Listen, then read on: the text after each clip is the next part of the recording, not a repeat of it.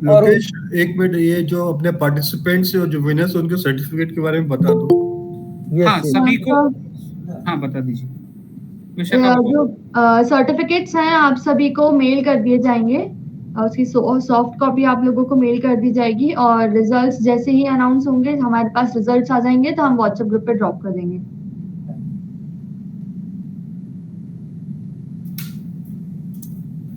Vishakha, participant की list बता दीजिए, किसका किस सीरियल नंबर में है, किसके बाद है। यस, पावर पॉइंट प्रेजेंटेशन की। हाँ, तो वो अटेंडेंस भी पहले हो जाए और वो लिस्ट भी बन जाए ना। Yes sir. First is Damini Saxena. Yes ma'am. Devanshu Shukla. Devanshu इसी ऑर्डर में ही आएंगे ना फिर प्रेजेंट करने के लिए। देवांशु शुक्ला, इंद्रजीत सिंह वरकड़े, जी जी मैम। पिंटू कुमार, पिंटू कुमार,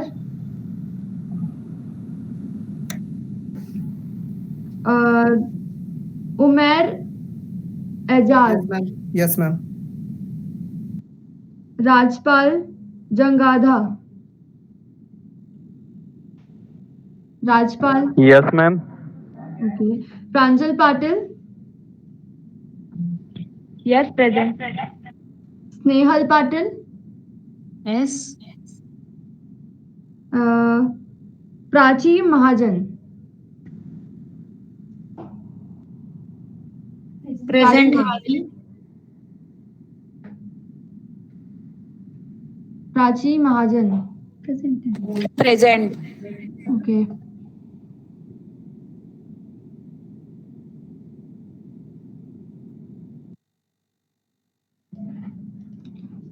पुनीत सर जो हमारे इवेंट के जज हैं वो अभी तक हमसे जुड़े नहीं हैं, तो हम अभी shortly we will start our next programme.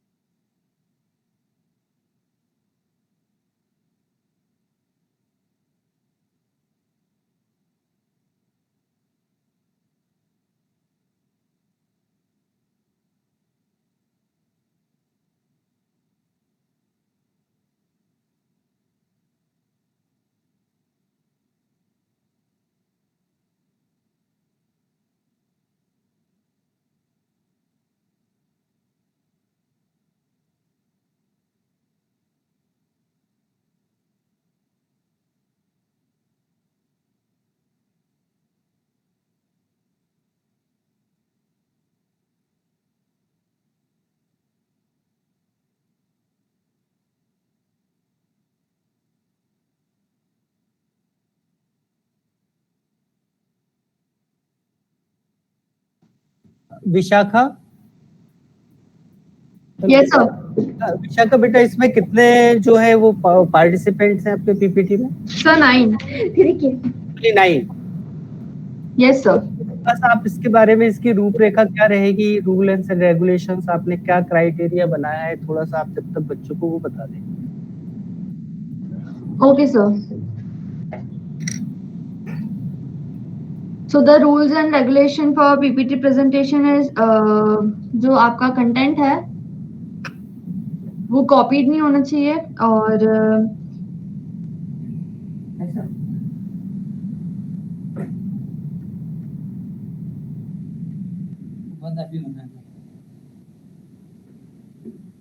एक बजे वो होगी।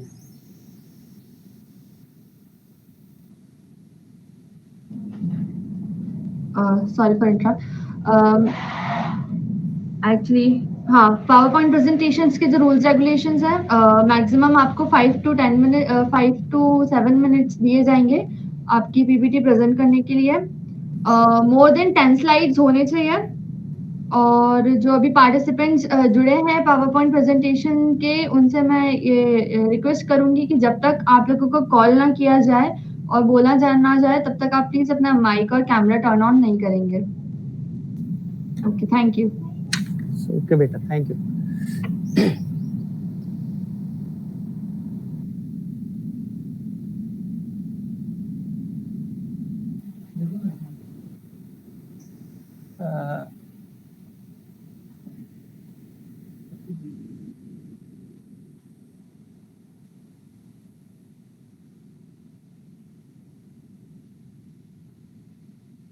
अभी नहीं जुड़ पाए। विशाखा अटेंडेंस हो गई? Yes sir. ठीक है, बस जज जुड़ रहे हैं अपने। Yes sir, Puneet sir is here now. हाँ, Okay, now let's move forward to our next program, PowerPoint presentation under IST on the topic Industry 4.0. And I warm welcome to our judge for this PowerPoint presentation, Mr. Puneet Maheshwari, the Director of Navigator Technology, Bhopal. And now let's begin our competition. And our first participant is Damini Saxena.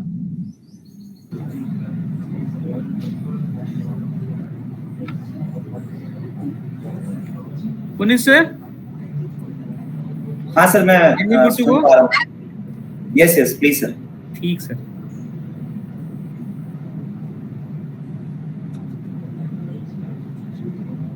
मिल गई है ना?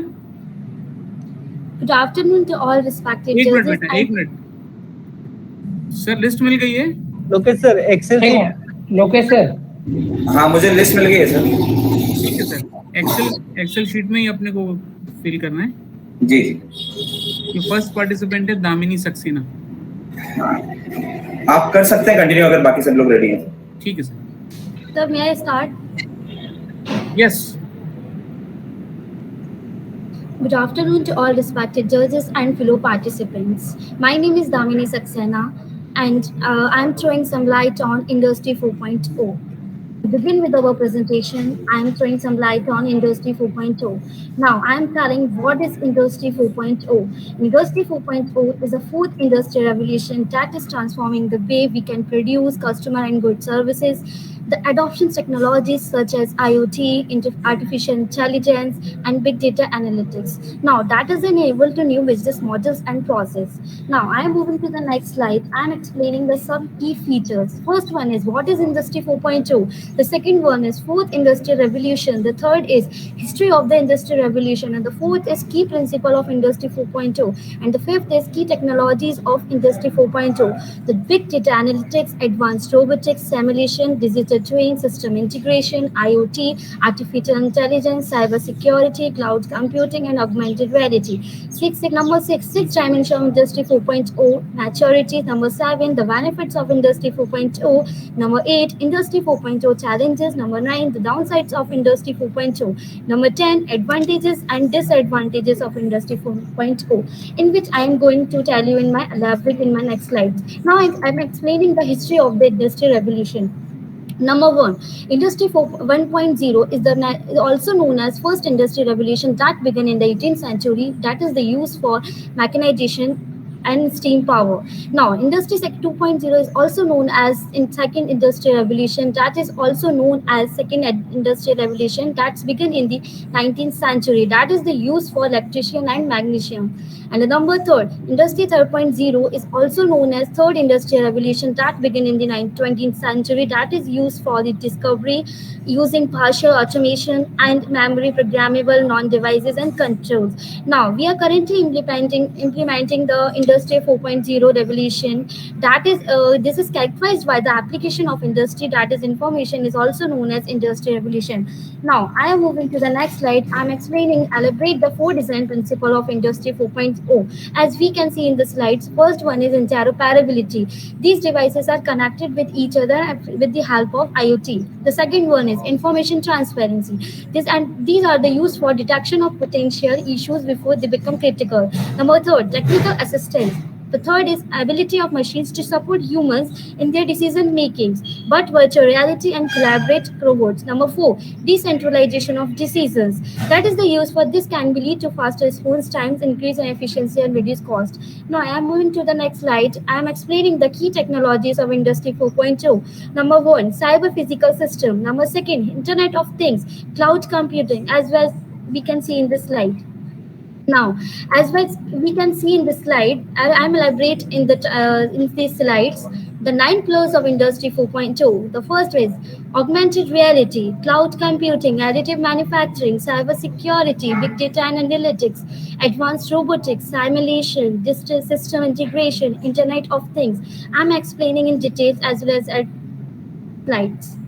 Now, due to limitation of time, it is not possible to explain in details, but as you can see in this slide, the similar six dimensions of Industry 4.0, maturity, technology, security, governance, organization, data, process.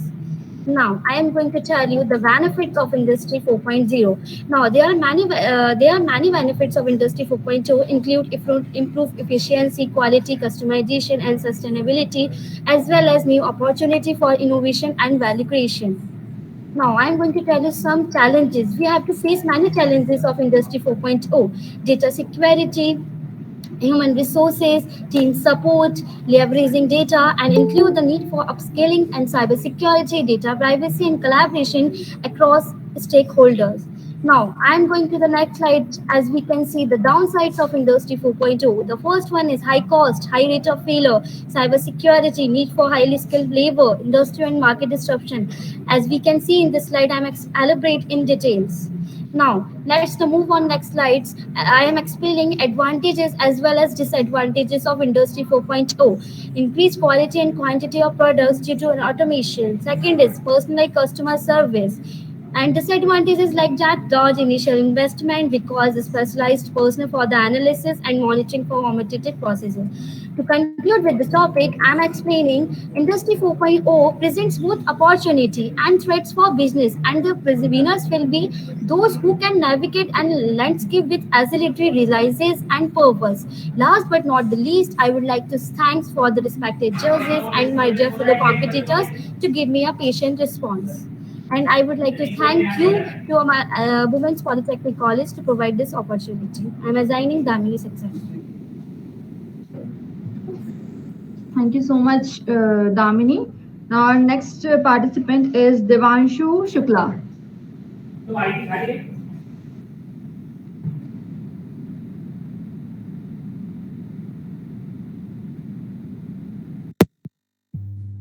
Ji ma'am.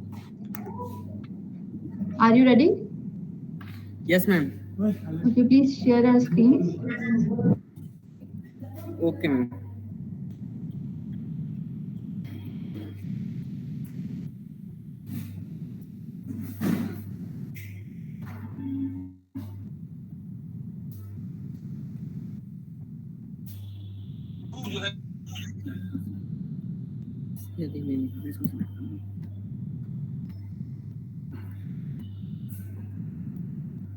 Ma'am screen share हो पा रही है? हाँ, आपकी screen दिख रही है? जी ma'am.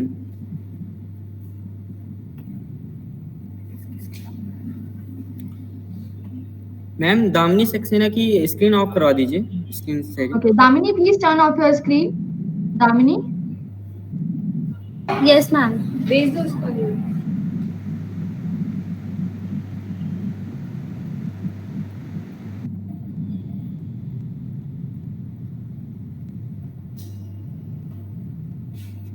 ठीक है, हम आप स्क्रीन देख पा रहे हैं. आप पीपीटी प्रेजेंट करिए. Okay sir. सभी लोग पिन कर सकते हैं इनके स्क्रीन को.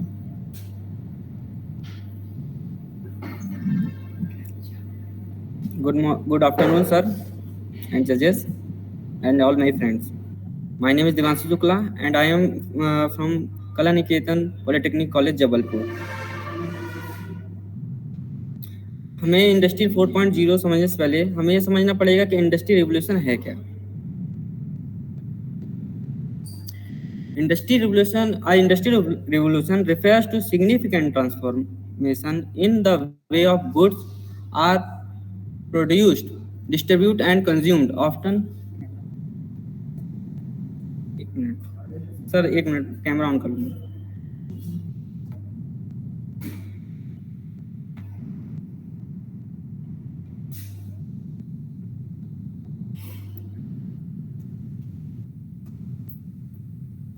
सर कैमरा शो हो रहा है? यस दिवांशु, हाँ, कैमरा दिख रहा है. ओके.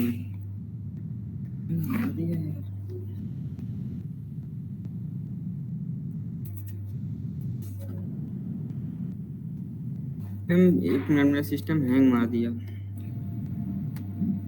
एक मिनट. आपका स्क्रीन शो हो रहा है, बस आप पीपीटी पे जाइए.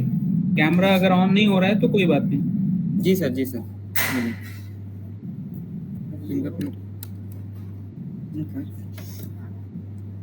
An industrial revolution was a period of scientific and technological development in the 18th century that transformed largely rural agrarian society, especially in Europe and Northern America, into industrialized urban ones.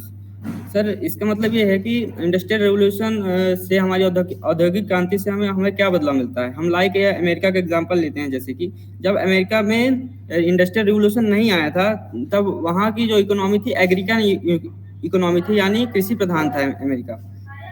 लेकिन industrial revolution आने के बाद America ने manufacturing economy gain की.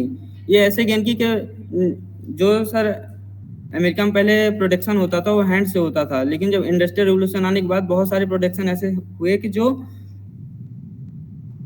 Machine से होने लगे, जिसके कारण उन्होंने ना कि प्रोडक्शन किया बल्कि उन्होंने ट्रेड भी किया. इसके कारण अमेरिका की इकोनॉमी बढ़ी, वो एग्रीकल्चर इकोनॉमी से मैन्युफैक्चर इकोनॉमी में कन्वर्ट हुआ. सर ये 3 फेज हैं, पास्ट 3 फेज. इन 1716 से 1840 तक हमारा इंडस्ट्रियल 1.0 था, जिसमें हमारा रेलवे एंड स्टीम इंजन के प्रोडक्शन हुए थे. और 1870 से 1940 के बीच में हमारा इंडस्ट्रियल रिवोल्यूशन 2.0 था, जहाँ पे mass production of electricity and assembly line and division of labour हुआ. और 1960 एंड 2010 में हमारा कंप्यूटर्स आए, सेमीकंडक्टर्स आए, माइक्रोचिप्स आए, पर्सनल डिवाइस आए, इंटरनेट आए. एंड देन सर अभी हमारा चल रहा है इंडस्ट्री 4.0. तो सर इंडस्ट्री 4.0 में हमें जो चीज़ें मिली वो थी artificial intelligence, 3D printing, biotech, robotics, autonomic vehicle, nano technology and quantum computing, IoT, internet of things.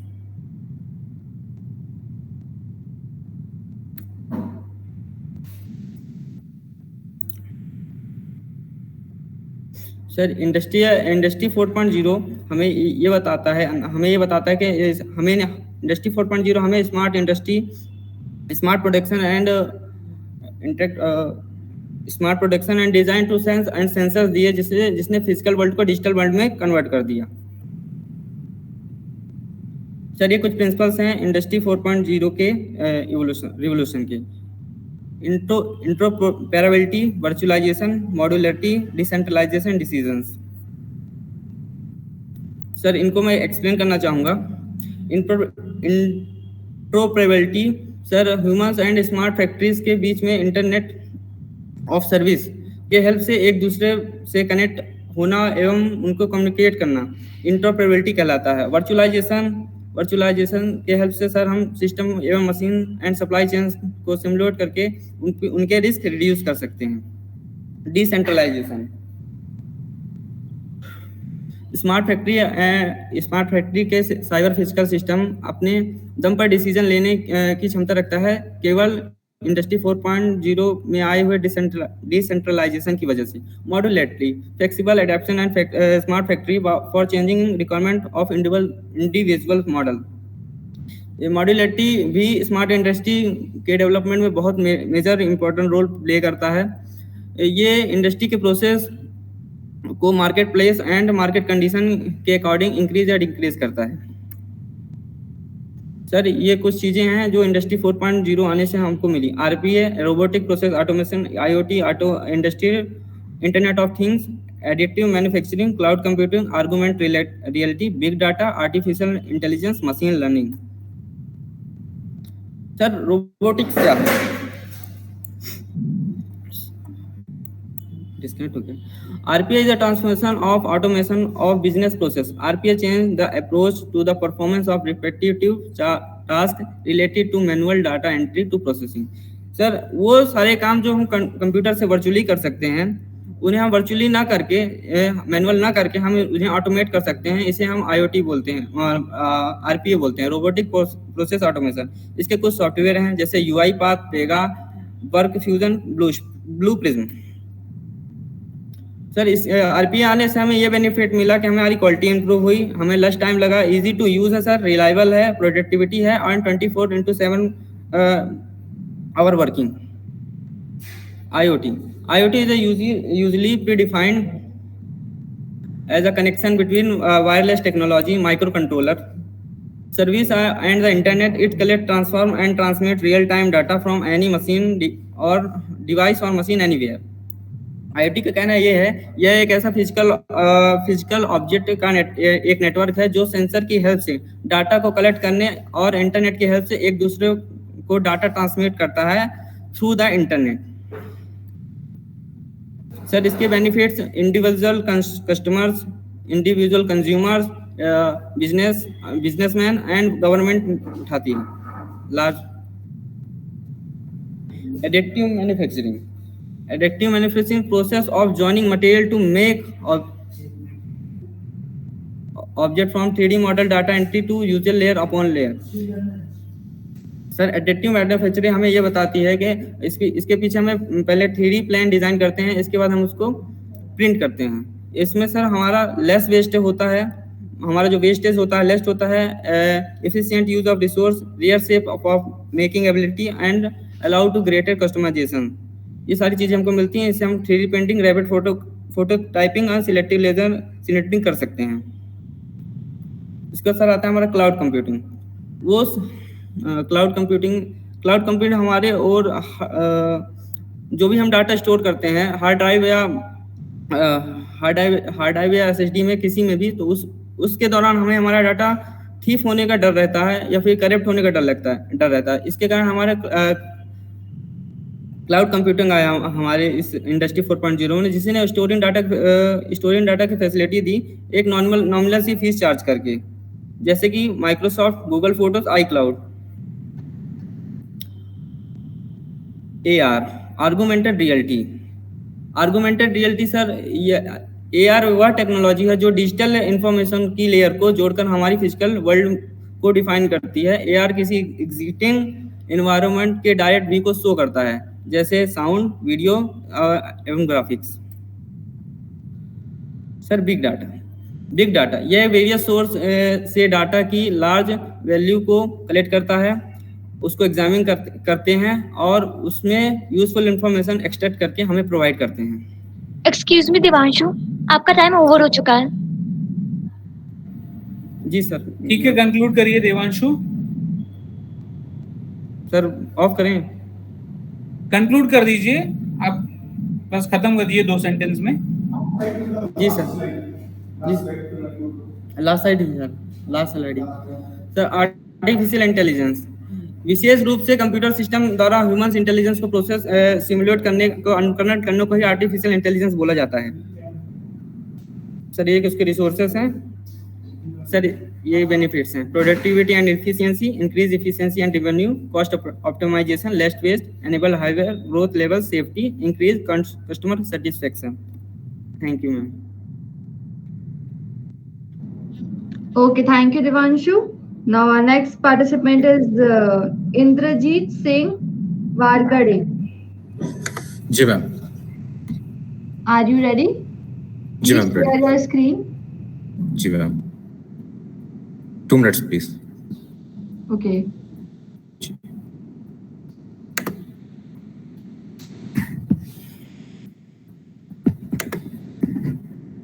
Ma'am screen दिख रही?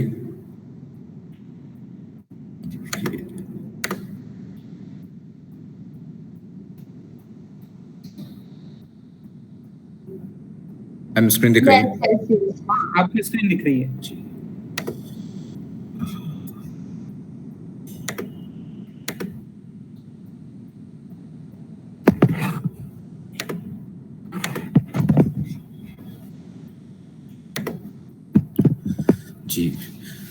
ठीक है, तो मैं स्टार्ट करता हूँ।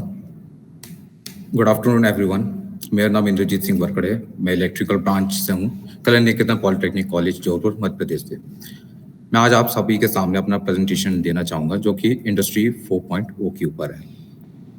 मैं अपना प्रेजेंटेशन शुरू करने से पहले हम ये जानेंगे कि इंडस्ट्री होती क्या है। तो आप सभी को पता ही होगा कि इंडस्ट्री क्या है। इंडस्ट्री वो जगह है जहाँ पे हम अपने हिसाब से किसी भी raw Wait, material. Indrajit, please जी। wait a minute. जी All participants, you have 5 to 7 minutes to present your PowerPoint. Okay?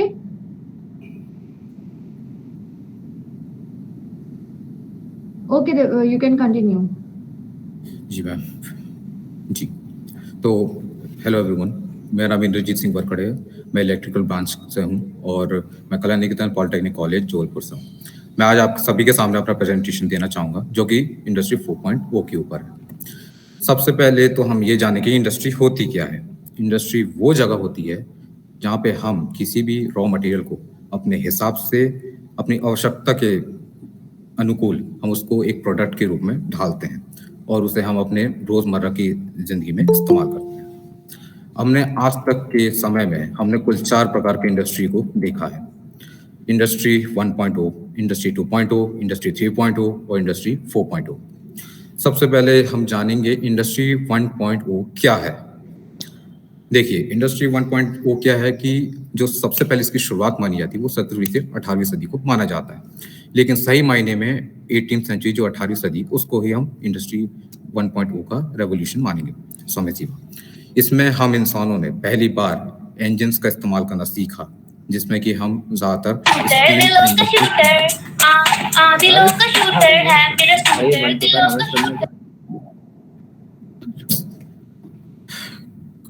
बंद हो गया। सभी से रिक्वेस्ट है, प्लीज ध्यान रखिए, अनम्यूट ना करें, है ना, वीडियो ऑन ना करें, डिस्टर्ब होता है, अब उनका फ्लो बिगड़ रहा है ना। बाकी लोग अपना ध्यान रखें कि अनम्यूट ना करें अननेसेसरी। इंद्रजीत कंटिन्यू करें please. Please do not unmute yourself unnecessarily. अब वहीं से कंटिन्यू करें इंद्रजीत, काफी अच्छा जा रहा है। सर मैं शुरू से ही करना चाहूंगा सर, फ्लो बिगड़ जाता तो अच्छा नहीं है। बिल्कुल बिल्कुल, आपको पूरा 5 मिनट यहाँ से मिलेगा। जी सर, ठीक है। तो गुड आफ्टरनून एवरीवन, मेरा नाम इंद्रजीत सिंह वरकड़े है। मैं इलेक्ट्रिकल ब्रांच से हूँ, कल्याण निकेतन पॉलिटेक्निक कॉलेज से। मैं आप सभी के सामने अपना प्रेजेंटेशन देना चाहूँगा इंडस्ट्री 4.0 के ऊपर। सबसे पहले हम जानेंगे इंडस्ट्री होती क्या है। इंडस्ट्री एक ऐसी जगह है जहाँ पे हम अपने हिसाब से किसी भी रॉ मटेरियल को अपनी आवश्यकता के अनुकूल उसको एक प्रोडक्ट के रूप में ढालते हैं और उसे हम रोजमर्रा की जिंदगी में हम उसका इस्तेमाल करते हैं। आज तक इस समय सीमा में हमने कुल 4 प्रकार के इंडस्ट्रियल रेवोल्यूशन को हमने देखा है। पहला है इंडस्ट्री 1.0, इंडस्ट्री 2.0, इंडस्ट्री 3.0, इंडस्ट्री 4.0। सबसे पहले हम जानेंगे इंडस्ट्री 1.0 है क्या। देखिए, इंडस्ट्री 1.0 है, उसके जो शुरुआती समय है उसको माना जाता है 17वीं से 18वीं सदी, लेकिन सही मायने में कहा जाए तो 18th जो 18वीं सदी उसे ही हम इसको प्रेफर करेंगे।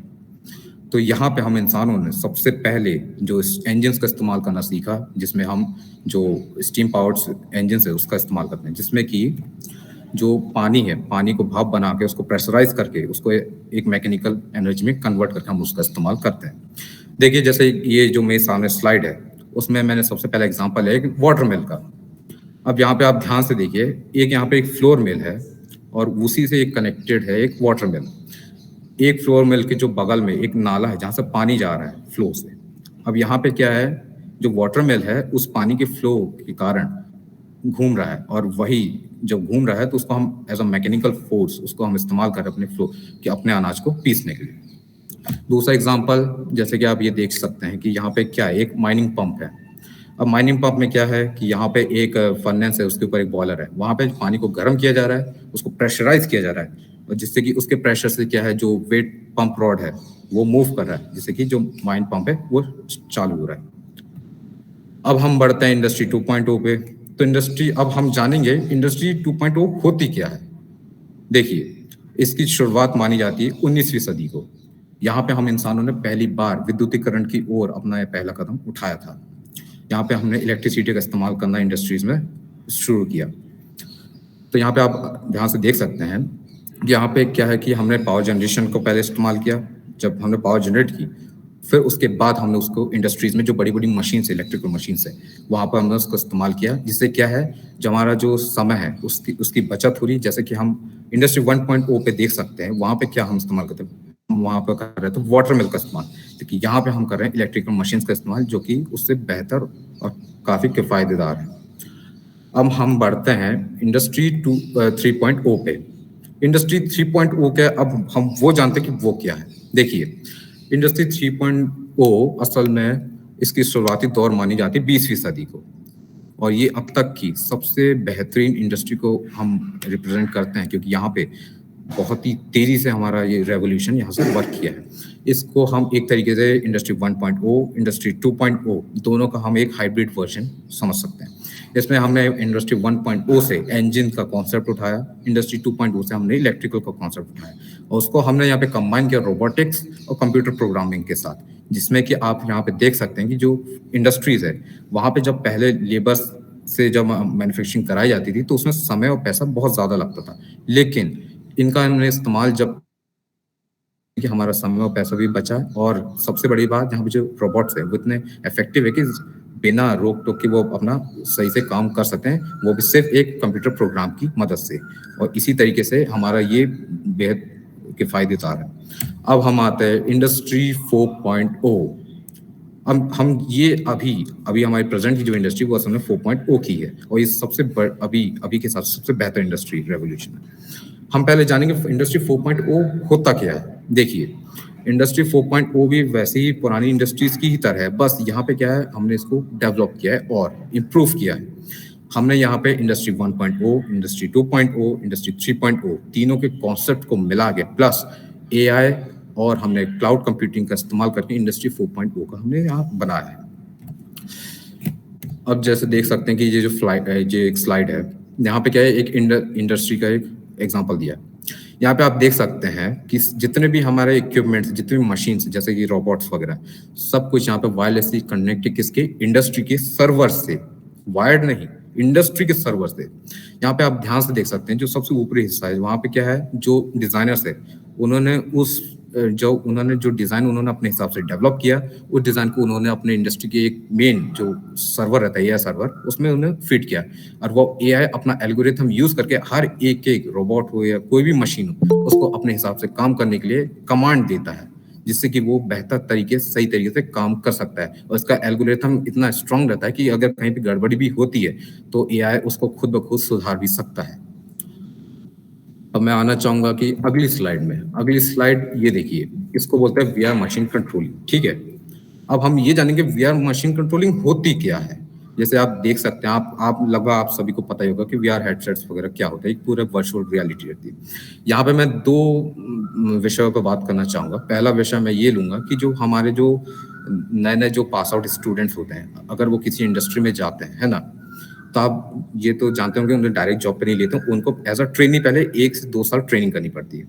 और कुछ इंडस्ट्रीज में क्या होता है कि मशीन्स वगैरह की जो कमी हो जाती है, उसके कारण क्या होता है कि जो हमारे स्टूडेंट्स, जो हमारे ट्रेनीज है, वो अच्छे से वहाँ पे अपना ट्रेनिंग नहीं कर पाते हैं। तो उसके लिए यहाँ पे इस्तेमाल किया जाता है VR मशीन कंट्रोलिंग का। उसमें कुछ नहीं, एक वर्चुअल इंटरफेरेंस बनाया जाता है, जिसमें कि 2 चीज़ों की ज़्यादातर ज़रूरत होती है। एक रहता है VR हेडसेट और 2 रहते हैं VR कंट्रोलिंग। इसको हम जब इस्तेमाल करते हैं तो इसमें बिल्कुल एक वर्चुअल वर्ल्ड में हम बिल्कुल एक होलोग्राम की तरह हमें वो मशीन, वो प्रोडक्ट हमें दिखाया जाता है जिसमें हमें काम करना है, और हमें वैसे ही काम करके हम उसको सीखते हैं।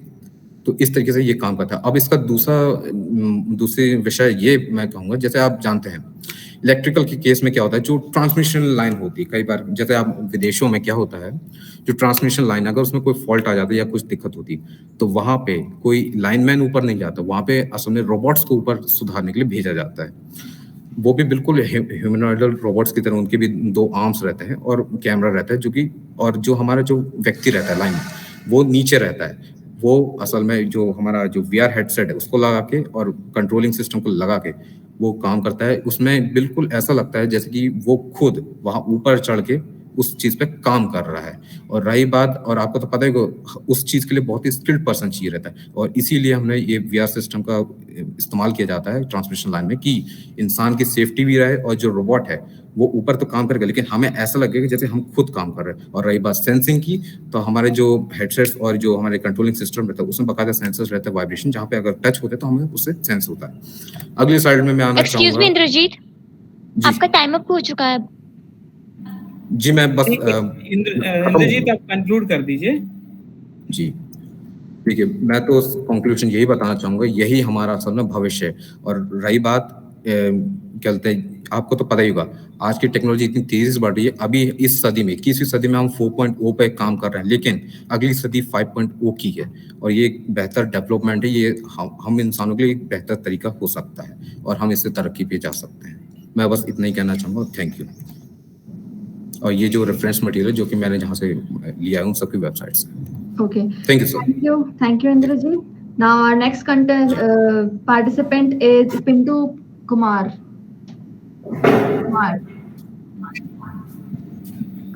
इस पार्टिसिपेंट ने जो रूल पढ़े और फॉलो किए हैं वो मैं बताना चाहूंगा कि रेफरेंसेस का हमने जिक्र किया था रूल्स में, कि आप जहां से भी लेते हैं आप खुद तो क्रिएट नहीं कर सकते, कहीं ना कहीं से लेना पड़ता है, तो उसका रेफरेंस जरूर कोट करें। और पूरा का पूरा पीपीटी कहीं से डाउनलोड करके प्रेजेंट करना वो भी हम नहीं चाहते कि वो कोई करे, लेकिन रेफरेंसेस मतलब कंटेंट आप ले सकते हैं, फोटोग्राफ या कुछ जो ग्राफिक है वो लेते हैं तो उसका रेफरेंस जरूर लिखना चाहिए।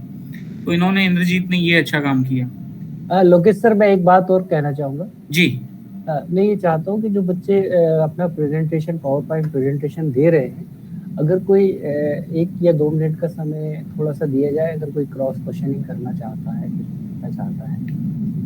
हाँ, कोई अगर क्वेश्चन करना चाहता है इनसे डिस्कस, मतलब क्रॉस क्वेश्चन करना चाहता है इनके कंटेंट पे, तो पूछ सकते हैं, है ना। तो उसके बाद में फिर नेक्स्ट पार्टिसिपेंट को कॉल किया जी जी। कोई क्वेश्चन करना चाहता है इनसे? सर एक चीज और बोल दो। जी सर। स्क्रीन शेयर स्टॉप करने के लिए। स्क्रीन शेयर स्टॉप कर दीजिए Indrajit.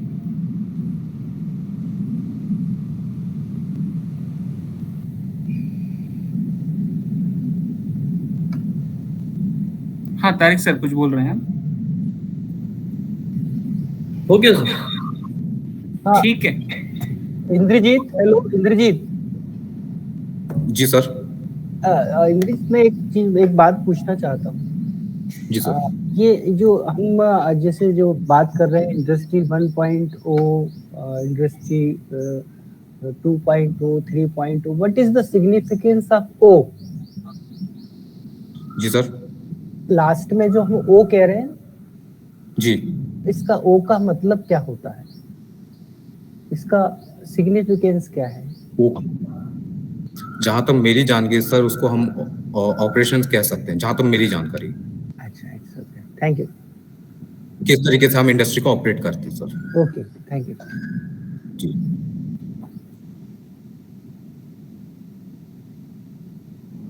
Puneet sir, any questions? नहीं, प्रेजेंटेशन अच्छा था इंद्रजीत आपका। समय मेरे ख्याल से थोड़ा सा कम है, लेकिन चूंकि पार्टिसिपेंट्स भी होंगे इसलिए मुझे लगता है कि टाइमिंग तो ठीक है, सफिशिएंट है। आपका प्रेजेंटेशन अच्छा था, मेरी तरफ से कोई क्वेश्चंस नहीं है। Thank you. Okay, thank you, Puneet sir. Let's move forward to next participant is Pintu Kumar. Pintu Kumar, please share your screen.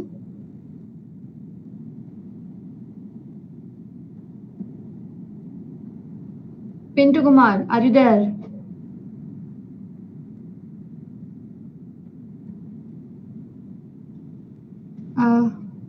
I think he is not here. And next is Umair Ajaz. Umair Ajaz. Yes ma'am. Okay, you can present your PowerPoint presentation. You can present your screen.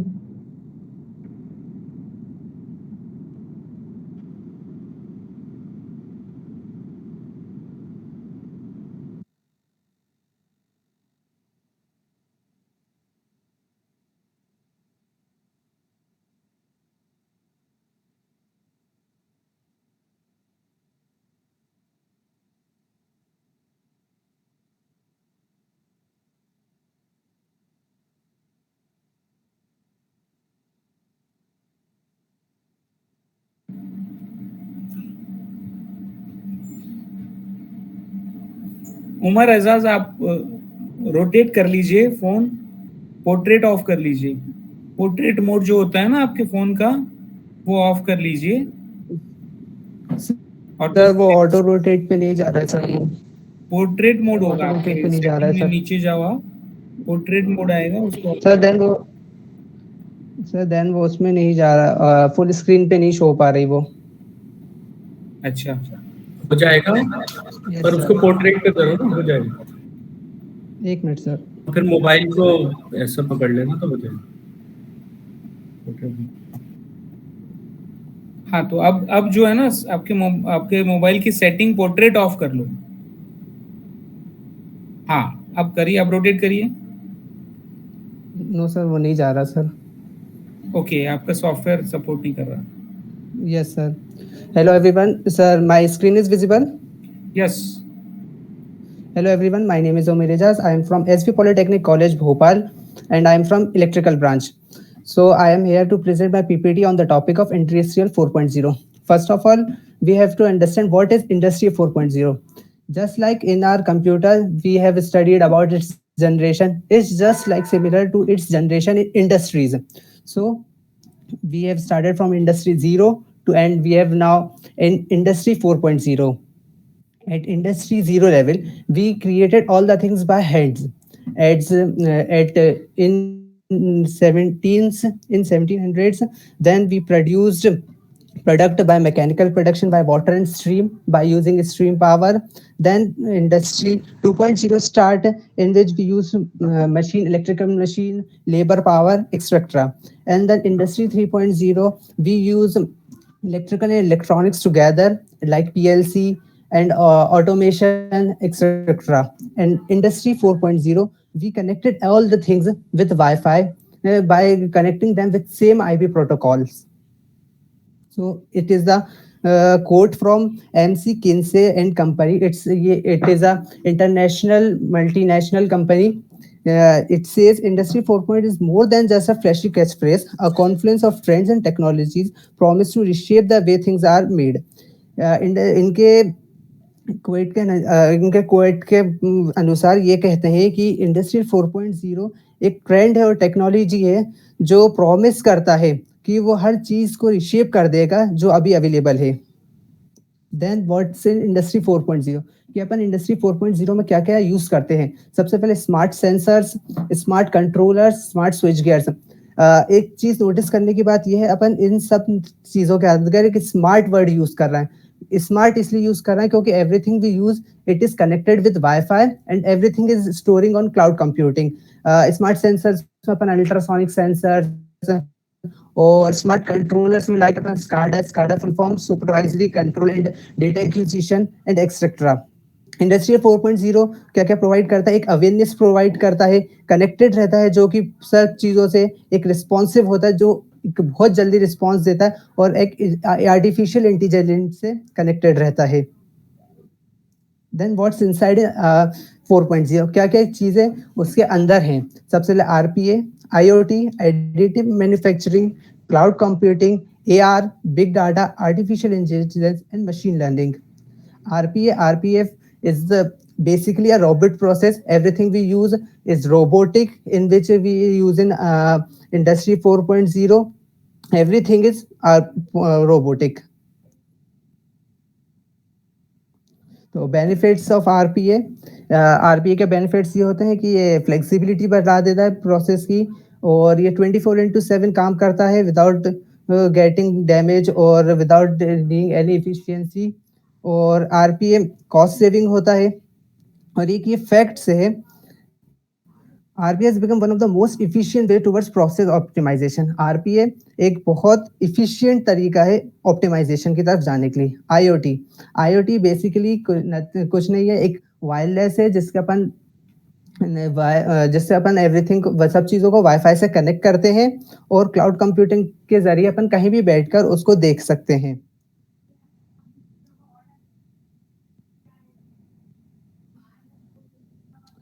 ये इसका IoT का एक fact है कि ये IDC international data centre का एक fact है कि वर्ल्ड वाइड IoT के ऊपर एटलीस्ट $1.5 ट्रिलियन खर्च करा जाता है।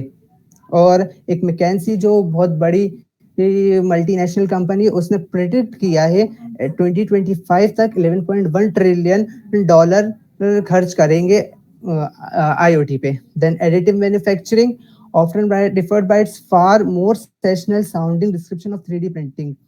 Additive manufacturing is just like अपन जो भी सोचते हैं अपन उसको बना सकते हैं by additive manufacturing. Additive manufacturing में अपन जो रिसोर्सेज रहते हैं उसको बहुत अच्छे से यूज कर सकते हैं, और इसके अंदर अपन यूज करते हैं 3D प्रिंटर्स वगैरह। रैपिड प्रोटोटाइपिंग से अपन प्रोटोटाइप बना सकते हैं और लेजर टूल्स से यूज करके उसको बना सकते हैं। Then cloud computing. Cloud computing is basically a storage device where everything is stored at cloud storage.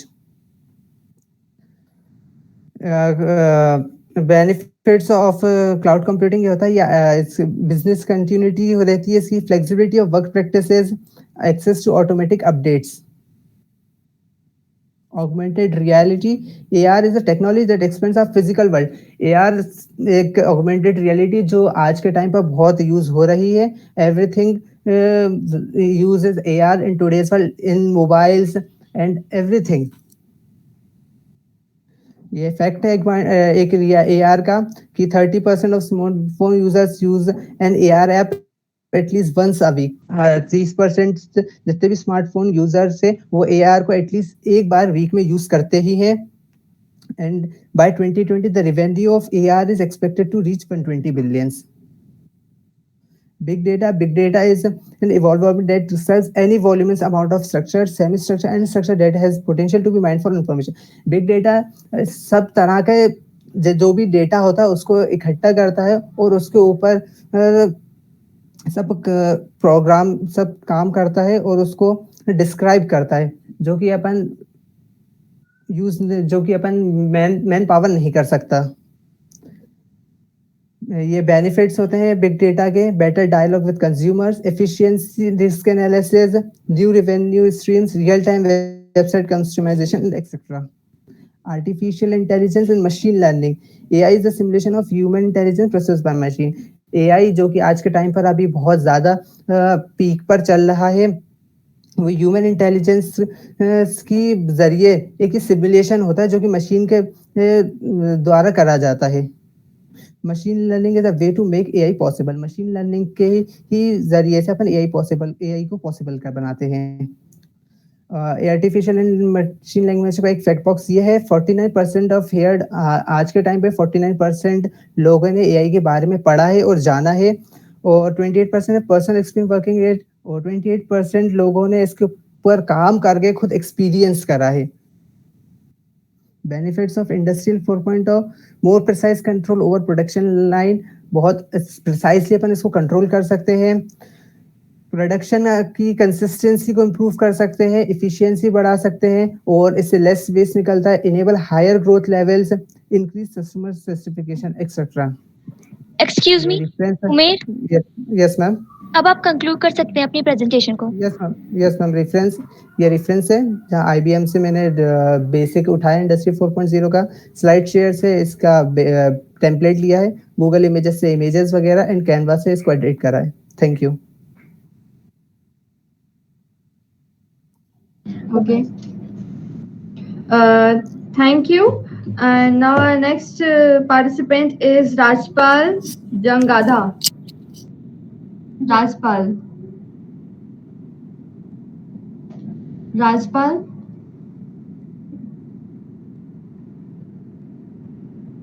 Jangadha. Are you there?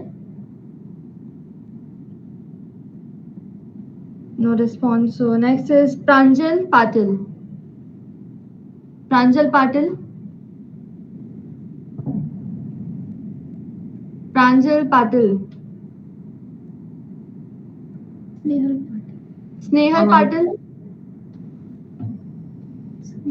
Patil. Yes. Okay. You can share a screen.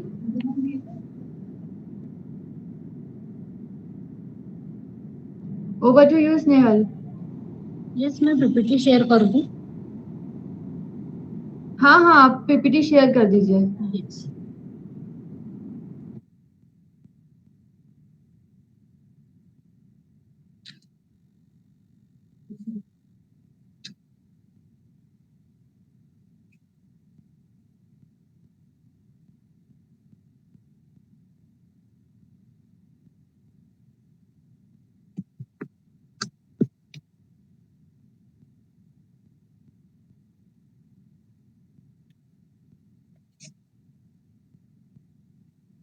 Good afternoon everyone, मेरा नाम स्नेहल पाटिल है। मैं शासकीय महिला polytechnic महाविद्यालय इंदौर से हूँ। आज के इस इवेंट का मेरा टॉपिक है इंडस्ट्री 0.4.0 फैशन। ये फैशन इंडस्ट्री संबंधित है। इंडस्ट्री 4.0 शब्द की उत्पत्ति जर्मन सरकार जो कि विनिर्माण के कंप्यूटरीकरण को प्रोत्साहित करती है, ये एक उच्च तकनीक वाली परियोजना है। शुरू से अभी तक हुए औद्योगिक क्रांति को इन चारों चरणों में विभाजित किया जाता है। सबसे पहला चरण है मैकेनाइजेशन, सेकेंड है mass production, third computer and automation, और सबसे लास्ट वाला है साइबर फिजिकल सिस्टम। इंडस्ट्री 4.0 के एडवांटेज तो बहुत सारे हैं, बट उसके लिमिटेशन भी है और डिसएडवांटेज भी है। तो हम इस क्रांति के एडवांटेज को साथ लेकर हम सस्टेनेबिलिटी तरफ हम ध्यान दे रहे हैं। सस्टेनेबिलिटी का मतलब है स्थिरता, किसी भी उत्पाद को अंत तक यूज करना या कम से कम वेस्ट करना और आवश्यकता के अनुरूप उत्पाद करना। आप सोच रहे हैं आवश्यकता के अनुसार ही तो उत्पादन को बढ़ा रहे हैं, इसीलिए हमने औद्योगिक क्रांति को। अब पावर पॉइंट चेंज कर रहे हैं क्या? हमको सिर्फ एक ही स्क्रीन दिख रही है, आपके फ्रंट पेज ही दिख रहा है।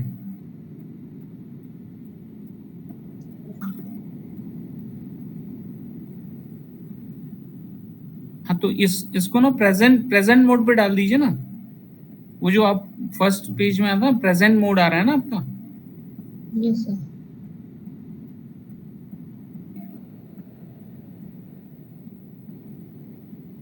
मगर आवश्यकता और चाहत में अंतर है, इसे वर्तमान समय में समझने की सब जरूरत है। और विशेष तौर पर फैशन उद्योग में इसी के ओर आपका ध्यान आकर्षित करने हेतु मैं अपना पावर पॉइंट प्रेजेंटेशन स्टार्ट परिचय। सबसे पहले परिचय।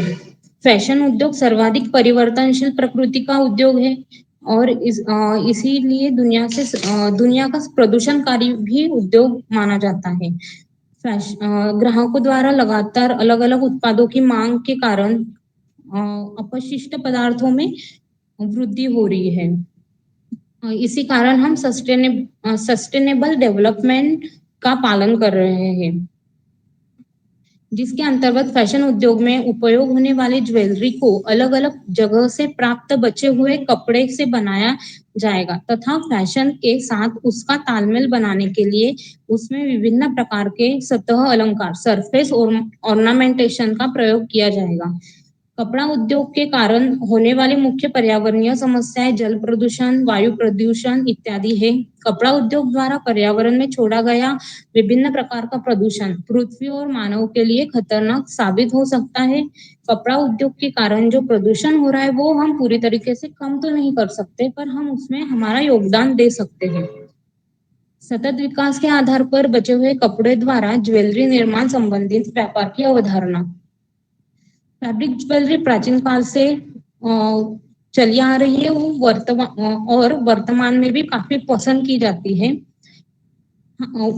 हाथ से पहने गए कपड़े आभूषण भारत और विदेशों में भी लोकप्रिय हो रहे हैं। आकर्षण के लिए बेहतर रूप देने के लिए विभिन्न प्रकार के सामान जैसे लकड़ी मनके सिपिया रुद्राक्ष इत्यादि का हमने इसमें उपयोग किया है। इस बात को ध्यान रखते हुए उद्योग की अवधारणा में हमने कॉलेज के स्टिचिंग लैब से बचे हुए कपड़ों के टुकड़े को कच्ची सामग्री के रूप में उपयोग किया है। साथ ही भारतीय चित्रकारी की लोकप्रियता को ध्यान रखते हुए ज्वेलरी इन कपड़ों से बनाई जा रही है, उस पर सजावट के लिए भारतीय चित्रकारी के अलग अलग पद्धति का उपयोग किया है। ये बचे हुए कपड़ों से बने आभूषण हैं।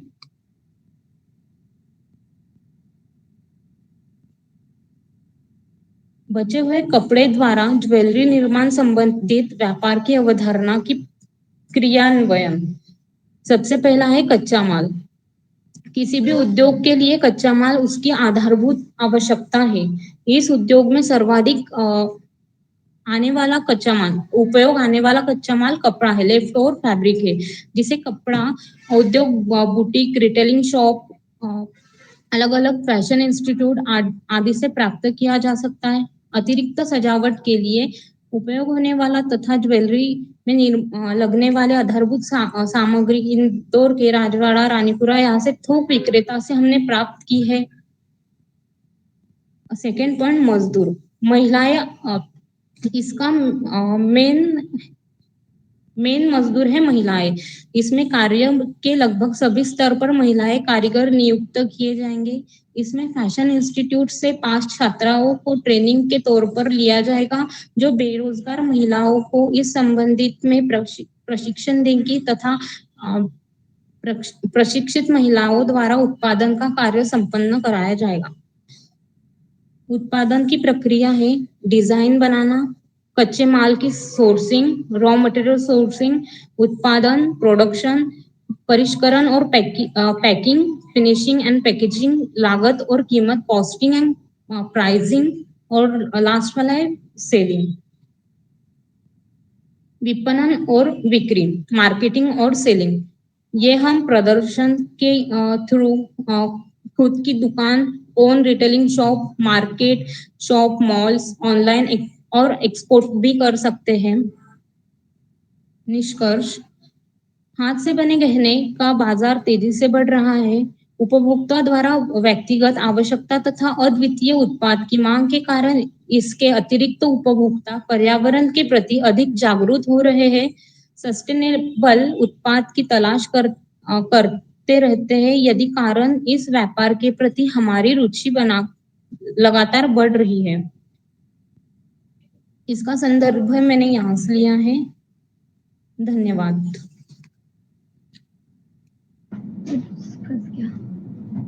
Thank you Snehal.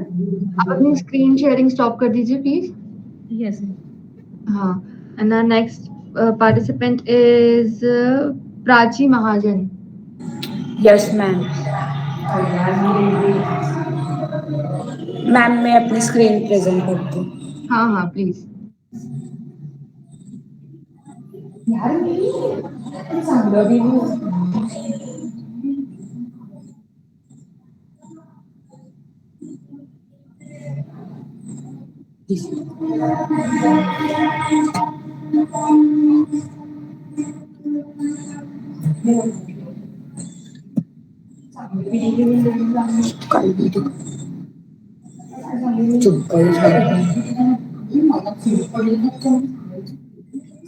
आवाज जाईलच तिकडे चुप.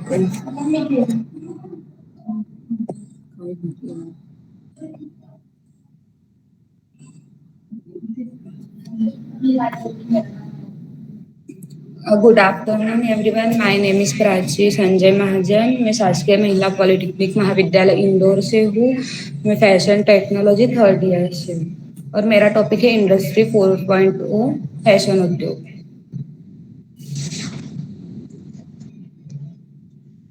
उद्योग के क्षेत्र में समय समय पर बड़े बदलाव आते रहे हैं। इन्होंने क्रांति का रूप लिया है। इंडस्ट्री 4.0 नई टेक्नोलॉजी में प्रयोग किया जा रहा है, जो हमारी प्रोफेशनल लाइफ को इम्पैक्ट करने वाले हैं। इसी चीज को ध्यान में रखते हुए हमें इंडस्ट्री का काम करना है। पहली औद्योगिक क्रांति जल व भाप की शक्ति से हुई थी। दूसरी औद्योगिक क्रांति ऊर्जा से उत्पन्न हुई थी। तीसरी क्रांति वर्तमान से चली आ रही है, इलेक्ट्रॉनिक। चौथी औद्योगिक क्रांति आईटी और विनिर्माण सेक्टर को मिलाकर कार्य करती है और जर्मनी में 2010 के बाद इस पर कार्य करना शुरू किया। परिचय। उद्योग किसी भी देश अर्थव्यवस्था में अहम भूमिका निभाता है। उद्योग के क्षेत्र से समय समय पर बड़े बदलाव आते हैं जिन्होंने क्रांति का रूप लिया। इस उद्योग का प्रमुख उत्पाद परिधान के रूप में देखा जाता है। फैशन उद्योग सर्वाधिक परिवर्तनशील प्रकृति का उद्योग है और इसीलिए ये दुनिया के सबसे प्रदूषणकारी उद्योगों में से एक है। ग्राहकों द्वारा लगातार अलग अलग तरह के उत्पादों के मांग के कारण उत्पादन में वृद्धि के साथ अपशिष्ट पदार्थ की संख्या में भी वृद्धि हो रही है। यह उद्योग उन्नति के साथ वातावरण प्रदूषण का एक बड़ा कारक भी है। प्रदूषण फैलाने वाले उद्योग में वस्त्र उद्योग का दूसरा स्थान है। वस्त्र उद्योग भूमि, जल तथा वायु को प्रदूषित करते हैं तथा इस उद्योग में काम करने वाले कर्मचारी भी इस प्रदूषण से प्रभावित होते हैं। परिधान निर्माण प्रक्रिया में वस्त्र की कतरन बड़ी मात्रा में अनुपयोगी अवशिष्ट के रूप में देखी गई है, जिसके अंतर्गत फैशन उद्योग में उपयोग होने वाली ज्वेलरी को अलग अलग जगह से प्राप्त बचे कपड़ों से बनाया जाएगा तथा फैशन के साथ उसका तालमेल बनाने के लिए विभिन्न प्रकार के सतह अलंकरण सरफेस और ऑर्नामेंटेशन का प्रयोग किया जाएगा। सतत विकास के आधार पर बचे हुए कपड़ों द्वारा ज्वेलरी निर्माण संबंधित व्यापार की अवधारणा। फैब्रिक ज्वेलरी एक प्रकार का आभूषण है जो विभिन्न प्रकार के कपड़ों जैसे रेशम, कपास, ऊन और लिनन का उपयोग करके बनाया जाता है। यह आपके आउटफिट को एक्सेसराइज करने और आपके लुक को पूरा करने में मदद करता है। फैब्रिक ज्वेलरी, जिसे टेक्सटाइल ज्वेलरी के रूप में भी जाना जाता है, प्रारंभिक मानव अपने शरीर को सजाने के लिए समुद्र के गोले, हड्डियों के टुकड़ों, पत्थर और जानवरों की खाल का इस्तेमाल करते थे। फैब्रिक ज्वेलरी के फायदों में से एक यह भी है कि वो हल्का होता है। ये कुछ फैब्रिक ज्वेलरी की पिक्स है। फैब्रिक ज्वेलरी, बचे हुए कपड़े द्वारा फैब्रिक ज्वेलरी निर्माण संबंधित व्यापार की अवधारणा की क्रियान्वयन। कच्चा माल, फैब्रिक ज्वेलरी बनाने के लिए बेस्ट फैब्रिक का उपयोग किया है। किसी भी उद्योग के लिए कच्चा माल उसकी आधारभूत आवश्यकता है। इस उद्योग में सर्वाधिक उपयोग में आने वाला कच्चा माल कपड़ा है, क्योंकि इसमें ज्यादातर ज्वेलरी बनाने में कपड़े का इस्तेमाल किया है, जिसे कपड़ा उद्योग, boutique, tailoring shop, retail shop, अलग अलग फैशन इंस्टीट्यूट आदि से प्राप्त किया जा सकता है। इसके अतिरिक्त सजावट के लिए उपयोग होने वाले ज्वेलरी निर्माण में लगने वाले आधारभूत सामग्री इंदौर के राजवाड़ा, रानीपुरा आदि थोक विक्रेता दुकानों से प्राप्त किया जा सकता है। स्टेशनरी, कार्डबोर्ड इंदौर में खजूरी बाजार आसानी से प्राप्त किया जा सकता है। कपड़ा, इस ज्वेलरी में यूज होने वाला कपड़ा रेशम, कपास, ऊन और लिनन, इन कपड़ों से ज्यादातर फैब्रिक ज्वेलरी बनाई जा सकती है। इसमें यूज होने वाले मेटल का यूज किया है मोती।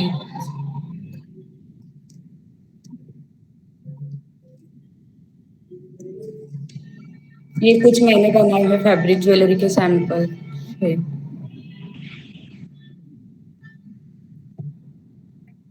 मार्केटिंग और selling, exhibition, exporting, on retail shop, online, mall और शॉप। Thank you.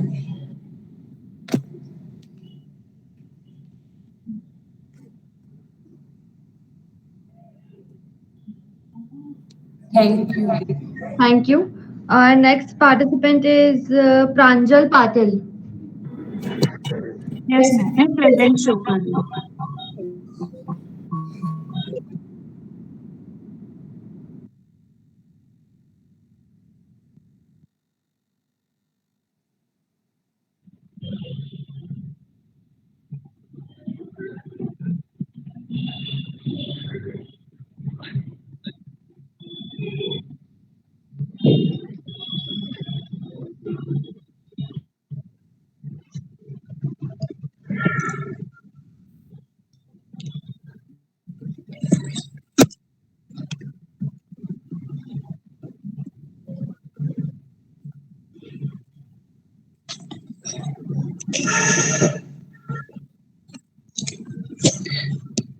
मेरा नाम प्रांजल पाटिल है। मैं शासकीय महिला पॉलिटेक्निक महाविद्यालय इंदौर से हूँ। मेरा टॉपिक है industry 4.0 fashion industry. Fashion industry के संदर्भ में है, जो बात करें फैशन इंडस्ट्री का का मतलब है कि सिस्टम भविष्य के उत्पादन की भविष्यवाणी कर सकता है और उत्पादन प्रक्रिया को कुशलता पूर्वक सुधारने के लिए उत्पादन के दौरान समय और संसाधनों का उपयोग कर सकता है। इसके अतिरिक्त यह बढ़ाने के लिए ऊर्जा दक्षता और स्थिरता में सुधार कर सकता है। इंडस्ट्री 4.0 ये फैशन उद्योग के लिए महत्वपूर्ण है। इसे समझने के लिए पावरपॉइंट प्रेजेंटेशन स्टार्ट करते हैं। परिचय परिधान उद्योग किसी भी देश की अर्थव्यवस्था में अहम भूमिका निभाती है। फैशन उद्योग सर्वाधिक परिवर्तनशील प्रकृति का उद्योग है और इसीलिए यह दुनिया के सबसे प्रदूषणकारी उद्योगों में से एक है। इस उद्योग का प्रमुख उत्पाद परिधान के रूप में देखा जाता है। ग्राहकों द्वारा लगातार अलग अलग तरह की उत्पादों की मांग के कारण उत्पाद की वृद्धि के साथ अपशिष्ट पदार्थ की संख्या में वृद्धि हो रही है। सतह विकास के आधार पर कपड़े द्वारा बेल्ट निर्माण संबंधित व्यापार की अवधारणा। बेल्ट, जो कि प्राचीन काल से हमारी परिधान का अभिन्न अंग रहा है, कभी गर्दनी, कमरबंद तो कभी वेस्ट बेल्ट से नाम से जाना जाता है। बेल्ट का उपयोग कपड़ों को सुरक्षित करने या धारण करने के लिए किया जाता है। बेल्ट का उपयोग अक्सर फैशन के सामान के रूप में किया जाता है। उपयोग निर्माण प्रक्रिया का वर्गीकरण।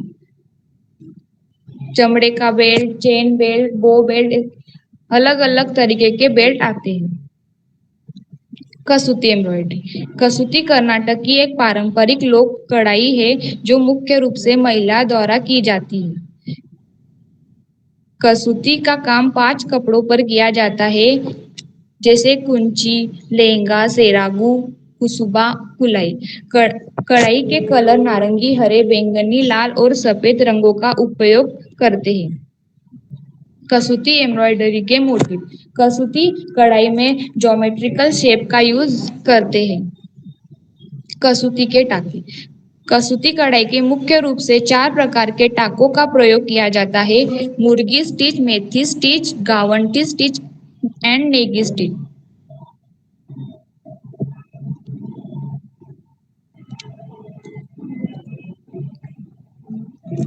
कढ़ाई किए गए बेल्ट। कपड़े द्वारा बेल्ट निर्माण संबंधित व्यापार की अवधारणा का क्रियान्वयन। कच्चा माल। किसी भी उद्योग के लिए कच्चा माल उसकी आधारभूत आवश्यकता है। इसके अतिरिक्त सजावट के लिए उपयोग होने वाले बेल्ट निर्माण लगने वाली आधारभूत सामग्री इंदौर के राजवाड़ा, रानीपुरा, मालवा में थोक विक्रेता दुकानों से प्राप्त किया जा सकता है। उत्पादन प्रक्रिया। उत्पादन प्रक्रिया में पहले डिजाइनिंग, फिर मटेरियल सोर्सिंग, उत्पादन, फिनिशिंग और पैकेजिंग, सेलिंग। मार्केटिंग और सेलिंग। मार्केटिंग में पहले बाजार, फिर सेकेंड ग्राहक की आवश्यकता है, तीसरा एकीकृत मार्केटिंग, ग्राहक संतुष्टि के माध्यम से प्रॉफिट। सेलिंग, कारखाना, मौजूदा उत्पादों बेचना और प्रचार करना, लाभ बिक्री की मात्रा से माध्यम। निष्कर्ष। बेल्ट दुनिया भर की विभिन्न संस्कृतियों से सदियों से पहने जाते रहे हैं। आज भी अपने जटिल डिजाइन और किसी भी पोशाक की शैली का स्पर्श जोड़ने की क्षमता के लिए लोकप्रिय। धन्यवाद।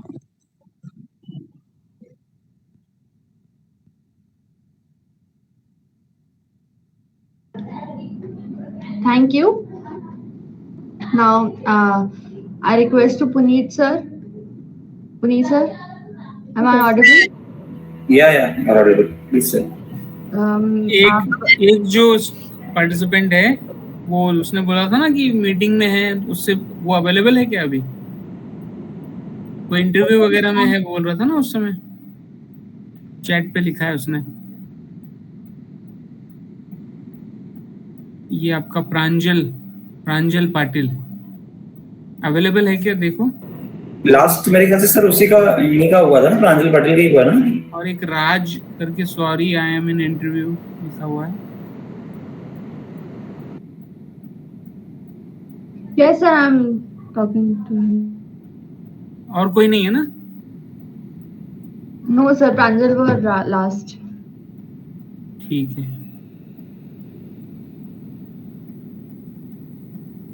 Sir, no response from him. ठीक है सर। तो कलाकार sir, Dubey sir, Puneet sir, आप Sir, मार्किंग वगैरह अगर कर चुके हों। सर मैं आपको भेज दूं या शेयर करना है मुझे? आपको जैसा लगता हो वैसे भेज देंगे, फिर अपन। हाँ, मैं आपको भेज देता हूँ सर। जी। थोड़ा सा, क्योंकि एक्चुअल में क्या है, जैसे नहीं, अपन सर अलग से बात कर लेते हैं और फिर अपन ग्रुप में इनको शेयर कर देंगे रिजल्ट। जी। पुनीत सर, आप अपना एक्सपीरियंस नॉलेज कुछ हम सबसे शेयर करना चाहें तो प्लीज। अभी ये जो पर्टिकुलर टॉपिक पे आप लोगों के प्रेजेंटेशंस देख रहा था, तो मेरे लिए भी लर्निंग एक्सपीरियंस था। हालांकि अवेयर तो हूँ, और बहुत सारी चीज़ें जो अभी हम लोग काम कर रहे हैं वो इंडस्ट्री 4.0 के लिए ही चल रही हैं। जिन लोगों ने प्रेजेंटेशंस दिए उन्होंने ओवरऑल जो कवर अप किया है वो इंट्रोडक्टरी नॉलेज के हिसाब से बहुत अच्छा था। मैं सभी स्टूडेंट्स को कॉन्ग्रेचुलेट करना चाहूँगा अच्छा कंटेंट कलेक्ट करने के लिए और इस तरह से प्रेजेंटेशन करने के लिए। इन चीज़ों का बेनिफिट डेफिनेटली होता ही है। और अगर पर्टिकुलरली हम इंडस्ट्री 4.0 की बात करें, तो जैसा कि हमारा टेक्नोलॉजिकली कनेक्टिविटी है इंडस्ट्री से, तो 4.0 में ये सारी चीज़ें बहुत मायने रखती हैं कि आप IoT बेस्ड और AI, मशीन लर्निंग, इन चीज़ों का इस्तेमाल करके प्रोडक्शन को कितना बेहतर कर सकते हैं। आप लोगों ने समझने की कोशिश करी, प्रेजेंटेशन में भी आपने कई सारे पॉइंट्स कवर अप किए, लेकिन बेहतर होगा कि हम लोग इसमें और ज़्यादा फोकस करें कि एक्चुअल में इंडस्ट्री 4.0 का यूटिलाइजेशन हम क्यों करना चाह रहे हैं या आगे जाकर के इससे क्या बेनिफिट्स मिलेंगे, जिससे कि इंडस्ट्री 4.0 पे फोकस चल रहा है या हमें करना चाहिए। तो थैंक यू ऑल, अच्छे प्रेजेंटेशंस दिए and all the best everybody. Thank you. Thank you so much, Puneet sir, for being here with us. And now I request Vijay Kalakar sir. Hello. Excuse me, Hello. Nitin Tripathi ji कुछ बोल रहे हैं। जी sir, मैं नितिन त्रिपाठी कला निकेतन polytechnic college से हूँ, जबलपुर से sir. जी। मैंने भी करा था, पर सर मेरा नाम नहीं लिया गया। आपने रजिस्टर करा था? जी सर। सर आपकी attendance, पुनीत सर लिस्ट में देख लीजिए, इनका नाम है क्या? सॉरी सर, बट इनकी अटेंडेंस नहीं आई थी, इसलिए मैंने नाम ओके, अनाउंस उस समय नहीं जुड़ पाए थे। यस सर, उस समय नहीं जुड़ पाए थे। पुनीत सर इनका करवा लें? करा लीजिए सर। कलाकार सर 2 मिनट वेट कर लीजिए, इनका हो जाए। Okay sir, please. जी sir.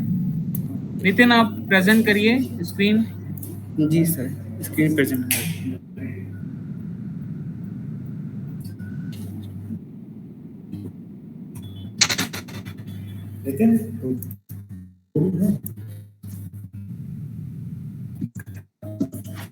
Good evening to all, my name is मैं विद्युत विभाग कला निकेतन जबलपुर का छात्र हूँ। मेरा टॉपिक इंडस्ट्री 4.0 है। इंडस्ट्री 4.0 औद्योगिक क्रांति को प्रदर्शित करती है। इंडस्ट्री 4.0 को जानने से पहले हमको इंडस्ट्री 1.0, 2.0, 1.0 को जानना पड़ेगा। नितिन इसको प्रेजेंटेशन में डालिए,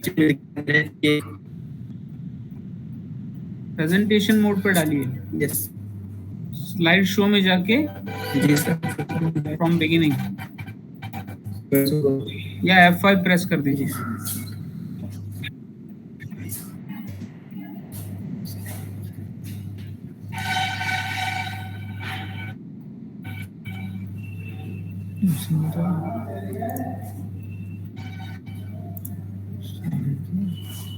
F5 कीबोर्ड से F5 कर लीजिए, या राइट साइड में आपका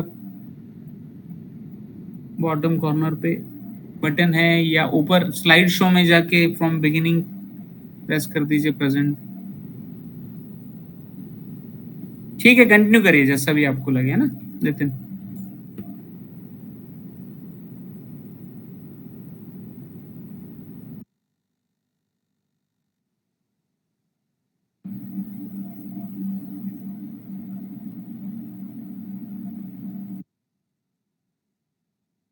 Nitin, please unmute yourself.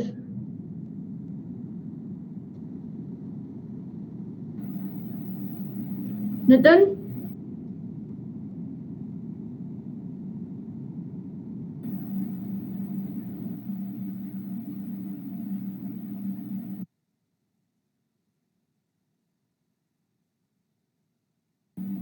आप प्रेजेंट करते समय एंटायर स्क्रीन प्रेजेंट करिए नितिन। सर मीटिंग लेफ्ट हो गई है सर की।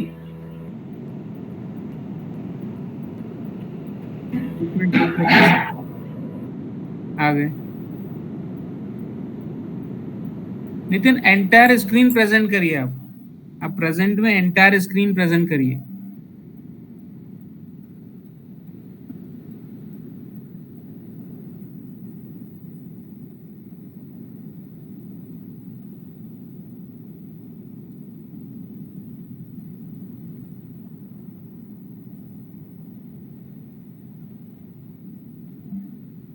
नितिन प्रेजेंट करिए। ठीक है,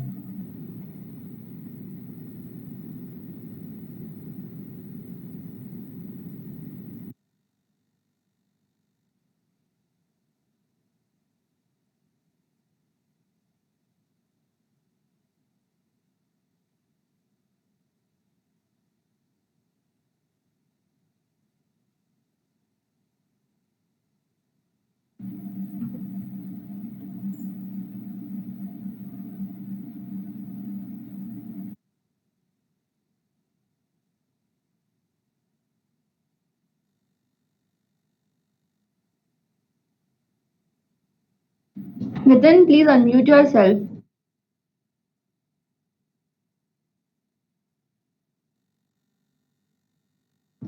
ठीक है, पीपीटी आपकी दिख रही है, आप अनम्यूट कर लीजिए।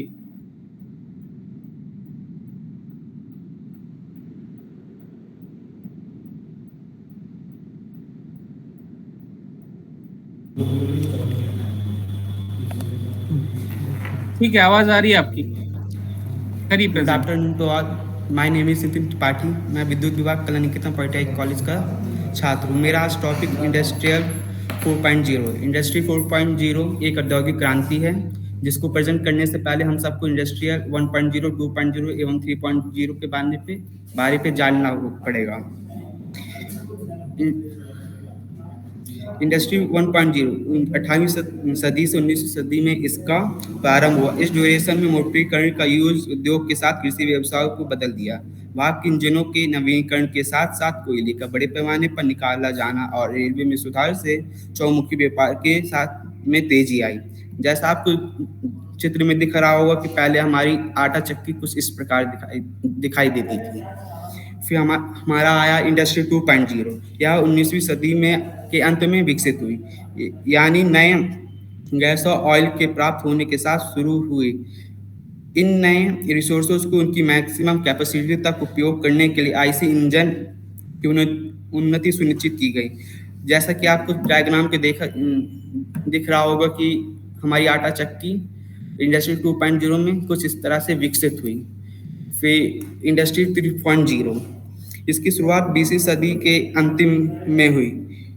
इस उद्योग क्रांति पे नए रिसोर्सेज का उदय हुआ, अर्थात परमाणु, जैसे हम जानते हैं परमाणु ऊर्जा, जिसने अपने सभी प्रवृत्तियों को दबा दिया।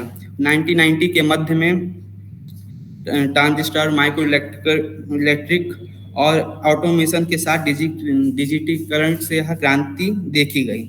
उसी समय में आटा चक्की कुछ इस प्रकार ऑटोमेशन के एक छोटा सा स्वरूप हम मान सकते हैं इसको।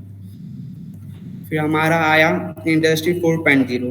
यह इस क्रांति को चौथी औद्योगिक का क्रांति भी कहा जाता है। यह भौतिक दुनिया को डिजिटल दुनिया से जोड़ने पे एक परिवर्तनकारी तकनीकों का उपयोग या इसको एक उद्योग कहा जा सकता है। जैसे कि हम सबको पता है कि फर्स्ट औद्योगिक क्रांति पे जल और भाप इत्यादि की भूमिका रही। सेकंड औद्योगिक क्रांति में विद्युत ऊर्जा, जबकि तीसरी क्रांति में इलेक्ट्रॉनिक्स और आईटी आधारित है। पर हमारा मेन इंडस्ट्रियल जो अभी चल रहा है इंडस्ट्रियल 4.0 पर है। इस औद्योगिक क्रांति में मुख्य भूमिका आईटी, ऑटोमेशन, मशीन लर्निंग और इंटरनेट ऑफ थिंग्स, सेंसर तकनीक और डेटा एनालिटिक्स जैसे तकनीकों का है। इंडस्ट्री 4.0 में कंप्यूटर एक दूसरे से जुड़े हैं जो ह्यूमन इंटरफेस के बिना भी निर्णय लेने में सक्षम होंगे। इंडस्ट्री में सभी मशीनें डिजिटली एक दूसरे से कनेक्ट होंगी जो सूचनाओं को जनरेट तथा शेयर करने में सक्षम होंगी। जैसे कि मैंने आपको बताया कि अभी इंडस्ट्रियल रिवॉल्यूशन हुआ। आप अपनी स्क्रीन पर देख सकते हैं कि first industrial revolution end of 18th century पे हुआ, सेकंड 20th सेंचुरी पे हुआ और थर्ड मतलब सेकंड सेंचुरी के एंडिंग में ही हुआ और फोर्थ जो अभी चल रही है। फेसेस ऑफ अर्लियर थी इंडस्ट्रियल रिवॉल्यूशन 1760 से 1840 तक अनहियर्ड मैकेनिकल प्रोडक्शन हुआ, रेलवे एंड स्टीम इंजन बने और 1870 से 1940 तक मास प्रोडक्शन हुआ इलेक्ट्रिसिटी एंड असेंबली लाइन का। 1960 से 2010 तक computer, semi conductors, main frame computing, personal device, internet इत्यादि का हुआ। और इंडस्ट्रियल 4.0 सर्वप्रथम हमने जर्मनी पे देखा गया।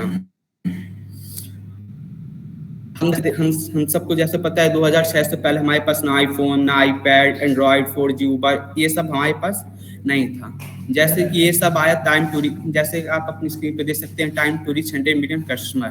जैसे टेलीफोन का हाईवे लगभग 75 ईयर्स हो गया, तो उसको 100 मिलियन कस्टमर के हम मान सकते हैं कि उसको 75 ईयर्स लग गए, दैट टू 7 ईयर्स। फेसबुक जो हमारा ऐप है social media, Facebook, Instagram, Facebook 4 year, Instagram को 2 ईयर्स। और जैसे एक गेम अभी काफ़ी दिनों पहले चला था पोकेमॉन गो, जिसके कारण कई लोगों की जान गई, पर वो उस गेम ने 1 मंथ में ही 100 मिलियन कस्टमर अपने बढ़ा लिए थे। Thank you.